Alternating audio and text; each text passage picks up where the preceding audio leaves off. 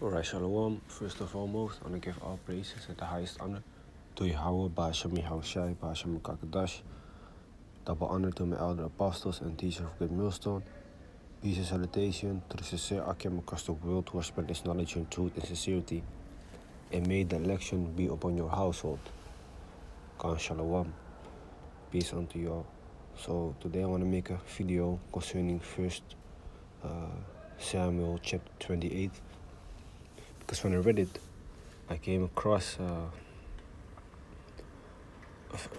a few verses of which you can make out of that there's no such thing as hell being a place of fire with Satan with a pitchfork and horns when you read this account. Okay, so what I want to do, I want to read the whole chapter. It's 25 verses, and then I'm gonna break down the part what I was talking about. So this is 1 Samuel chapter 28 verse 1. And it came to pass in those days that the Philistines gathered their armies together for warfare, to fight with Israel. And Achish said unto David, Know thou assuredly that thou shalt go out with me to battle, thou and thy men. And David said to Achish, Surely thou shalt know what thy servant can do. And Achish said to David, Therefore will I make thee keeper of mine head forever. Now Samuel was dead, and all Israel had lamented him, and buried him in Ramah, even in his own city. So Samuel was one of the prophets of the Most High. Okay, and he was dead. And Saul had put away those that had familiar spirits and the wizards out of the land. So those that have familiar spirits are like mediums, like people who can see spirits or who summon spirits and talk with spirits, That's what they do. So what Saul did, he put them away. But further in this chapter is going to explain. Verse 4, And the Philistines gathered themselves together and came and pitched in Shunem. And Saul gathered all Israel together, and they pitched in Gilboa. And where Saul saw the host of the Philistines, he was afraid, and his heart greatly trembled. So Israel in this time was having a lot of war against the Philistines. Okay. And now the Philistines came again to fight with the Israelites. And when Saul saw it, Saul being the king at that time of Israel, he was afraid. Okay, verse 6. And when Saul inquired of the Lord answered him not, neither by dreams, nor by Urim, nor by prophets. So what the king used to do, he used to inquire of the Lord. Maybe ask one of the prophets for a sign, what he should do, or maybe pray to the Most High to get a dream, or maybe the Most High would send an angel to send him a message or speak directly to him. I don't know exactly how it went, but anyway, he went to inquire of the Lord. So he was searching for an answer of the Most High concerning what he should do, because the Philistines came. But the Lord gave him no answer, neither by dreams, so he did not get a vision in his dream, nor by Urim, nor by prophets. Verse 7, Then said Saul unto his servants, Seek me a woman that hath a familiar spirit, that I may go to her and inquire of her. So he sought to go to a woman that is talking with spirits, that can summon spirits. And his servant said to him, Behold, there is a woman that hath a familiar spirit at Endor. And Saul disguised himself and put on other raiment, and he went, and 2 men with him. And they came to the woman by night. And he said, I pray thee, define unto me by the familiar spirit, and bring me him up, whom I shall name unto thee. So he was saying like, bring the person to me that is dead, which I'm gonna give you the name of. Okay, Verse 9, and the woman said unto him, Behold, thou knowest what Saul hath done. Now he hath cut off those that have familiar spirits, and the wizards, out of the land. Wherefore then layest thou a snare for my life to cause me to die? So the ex-king Saul, he disguised himself and went to this woman with familiar spirits. Now when he asked her to do this for him, to summon up a spirit, she said like, no, you know what King Saul said, that we should not be doing this, okay, because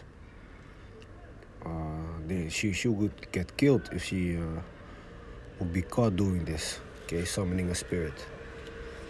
So she clearly did not know that King Saul was actually in front of her.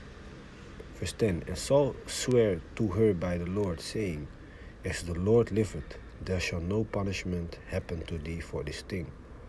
Then said the woman, Whom shall I bring up unto thee? And he said, Bring me up Samuel. So this is the prophet Samuel. And when the woman saw Samuel, she cried with a loud voice. So she basically screamed. And the woman spake to Saul, saying, Why hast thou deceived me? For thou art Saul.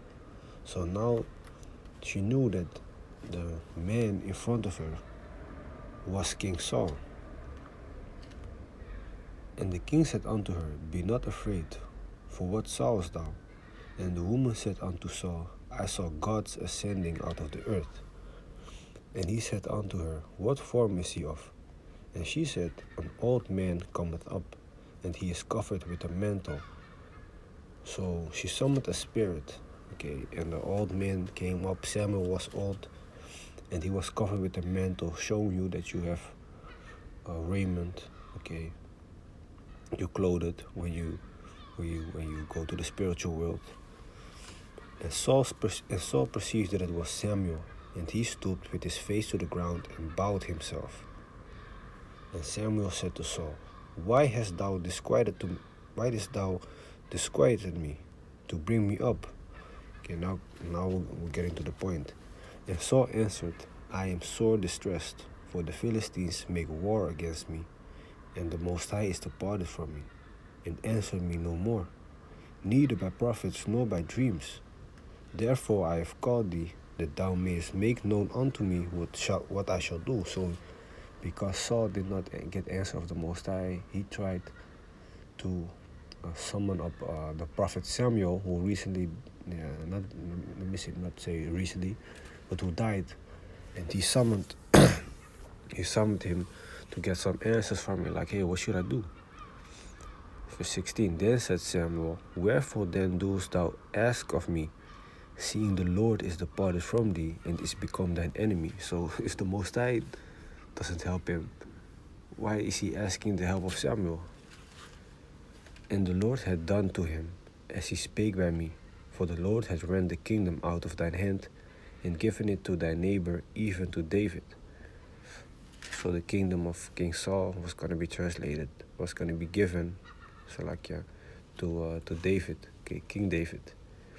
Because thou obeyest not the voice of the Lord, so because he did not listen to Yahweh, nor executest his fierce wrath upon Amalek, because earlier on in the book of 1 Samuel, the Lord commanded him to attack the Amalekites and to basically kill them all, kill everything.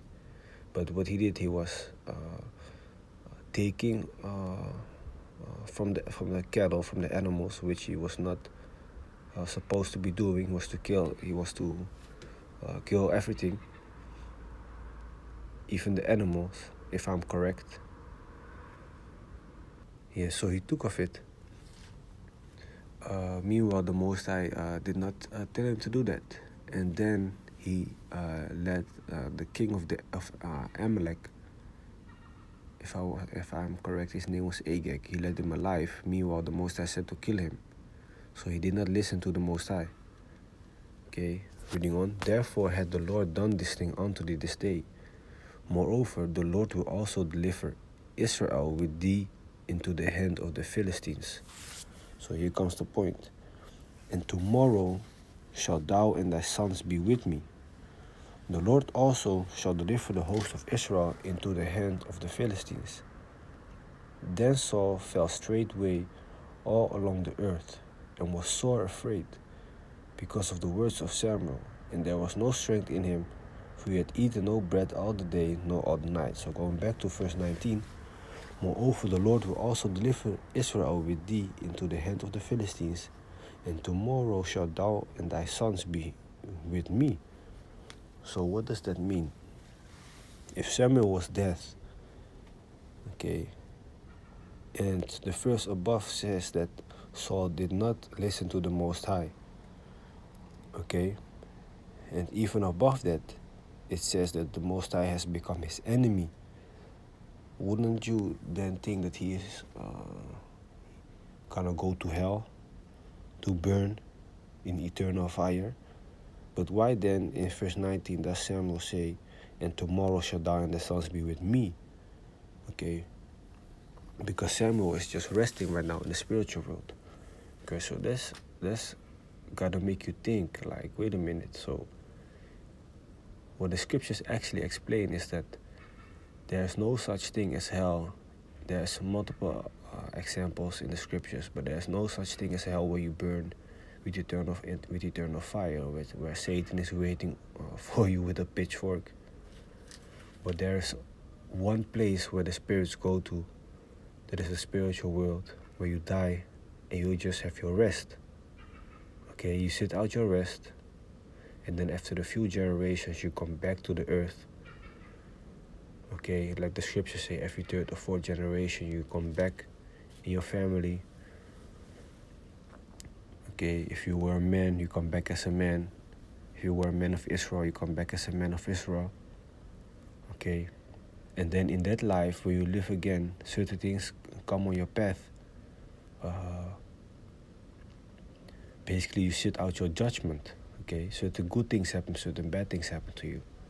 So there's no such place as hell where you burn. So that's why it says here, even though Saul was not obeying the Most High, and even though the Most High is his enemy, it still not says that he's going to hell. It says, tomorrow shall thou and the sons be with me. And Samuel was a good prophet. So if Saul was going to the same place as Samuel, meaning showing you that he was just going to the spiritual realm, okay, just to have rest. Okay. Verse 21. That was actually the point, but I'm gonna read on. And the woman came unto Saul, and saw that he was sore troubled, and said unto him, Behold, thine handmaid hath obeyed thy voice, and I have put my life in my hand, and have hearkened unto thy words which thou spakest unto me. So he was afraid when he heard that the next day he was gonna be dead. Basically, his enemies were gonna kill him and his sons. Of course, you're gonna be afraid because you know that you're gonna die and you're gonna see the Most High. Yeah, man, there's nothing you can do about it. Of course, you're gonna be terrified. Verse 22. Now therefore I pray thee, hearken thou also unto the voice of thine handmaid, and let me set a morsel of bread before thee, and eat, that thou mayest have strength when thou goest on thy way. So the handmaid, the woman with the familiar spirit, was, if I'm correct, the woman with familiar spirit, that it was her, was offering to make him some food for his way back, because he did not eat. Okay, he was very stressed. Verse 23. But he refused and said, I will not eat. But his servants together with the woman compelled him, and he hearkened unto their voice. So he arose from the earth and sat upon the bed. And the woman had a fat calf in the house, and she hasted and killed it, and took flour and kneaded it, and did bake unleavened bread thereof.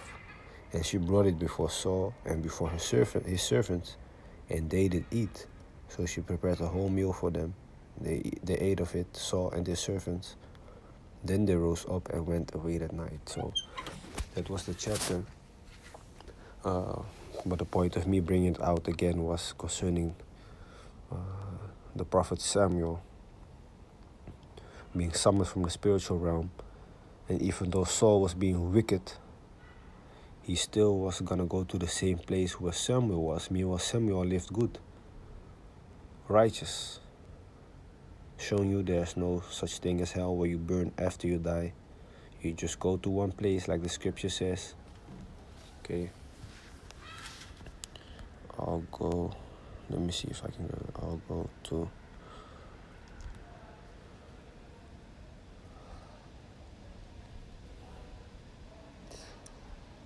here, Ecclesiastes 3 verse 20. All go unto one place, all are of the dust, and all turn to the dust again.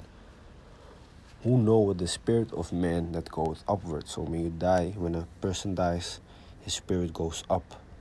And the spirit of the beast that go downward to the earth. So animals also reincarnate, but they actually almost immediately incarnate, man. Because animals, they don't have logic, they just have instinct, so they won't appear for the judgment seat. Okay, they just live by instinct. So when they die, they just be born again almost immediately, man. Okay, but with persons, however, you go and appear for the judgment seat of Yahweh Shai right now. Okay, and when you are in the spiritual world, you have rest, and then you be born again, as I explained.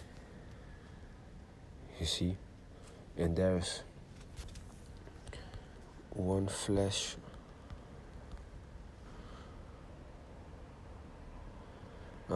Because some other religions, or whatever how you call it, believes that you can be reincarnated back as a dog or as a snake or whatever. But that's not what the scripture says. Okay, if you are a man of Israel, you come back as a man of Israel. If you are a woman of Israel, you come back as a woman of Israel. If you are a man of Edom, you come back as a man of Edom. Okay, 1 Corinthians 15 and 29. All flesh is not the same flesh, but there is one kind of flesh of man. So you have the body of humans is one, another flesh of beasts, another of fishes, and another of birds. So also, the soul of a bird, when he dies, is not gonna go into a fish. Okay. Verse 40, there are also celestial bodies and bodies terrestrial. There are also celestial bodies and bodies terrestrial, but the glory of the celestial is one, and the glory of the terrestrial is another. Okay, so I hope it was clear. So with that, I want to give all praises and the highest honor to Yahweh, Bashem Yahweh Shai, Bashem Kakadash. I want to give double honor to my elder apostles and teachers of Great Millstone. Peace and salutation to the sister Akim across the world who has spread this knowledge and truth and sincerity. And may the election be upon your households. Con Shalom.